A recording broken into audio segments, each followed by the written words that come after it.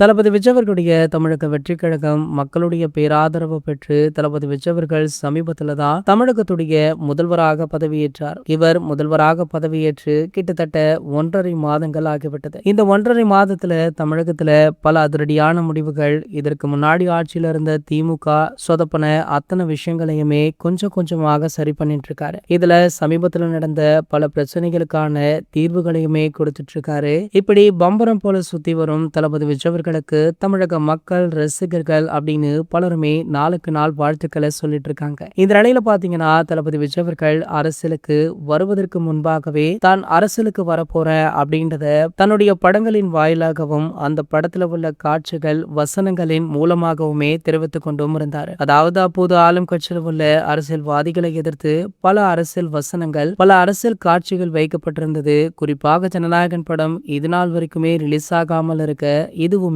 ஒரு முக்கிய காரணம். என்னதான் ஜனநாயகன் திரைப்படம் பகவத் கேசரி படத்துடைய ஒரு சில ரீமேக் இருந்தாலுமே படம் முழுக்க முழுக்க தமிழக அரசியல் கதைக்களத்துல உருவானது போல இருக்குமா? சோ திமுகவுக்கு எதிராக பல காட்சிகள், மத்திய அரசிற்கு எதிராகவும் ஒரு சில காட்சிகள் இருப்பதாலதான் இன்னமுமே இந்த திரைப்படம் ரிலீஸ் ஆகாமல் இருக்கு. சோ தற்போது விஜய் அவர்களுடைய அதே ஃபார்முலாவை திமுக மீண்டுமே அப்ளை பண்றாங்க. அதாவது கலாநிதி மாறனுடைய தயாரிப்புல சூப்பர் ஸ்டார் ரஜினிகாந்த் அவர்கள் ஜெயிலர் 2 படம் நடிக்கிறாரு. சோ இந்த படத்துல தற்போது ஆளும் கட்சியான தமிழக வெற்றிக் கழகத்திற்கு எதிராக ஒரு சில அரசியல் வசனங்கள், ஒரு சில காட்சிகள் வச்சிருக்காங்களா? சோ சூப்பர் ஸ்டாரை சீண்டி விட்டு தளபதி விஜய் அவர்களுக்கு எதிராக திருப்ப முடிவு பண்ணிருக்காங்க. சோ அப்படி இது போன்ற நிறைய காட்சிகள் இருந்தா கண்டிப்பாக அந்த திரைப்படத்தை ரிலீஸ் பண்ண விட மாட்டோம் அப்படின்னு தமிழக முதலமைச்சரான தளபதி விஜய் அவர்கள் திட்டவட்டமாக சொல்லி உள்ளதாக தெரியுது. இது போன்ற செய்திகளை பத்தி நீங்க உடனே தெரிஞ்சுக்க நம்மளுடைய சேனலை மறக்காம சப்ஸ்கிரைப் பண்ணிக்கோங்க.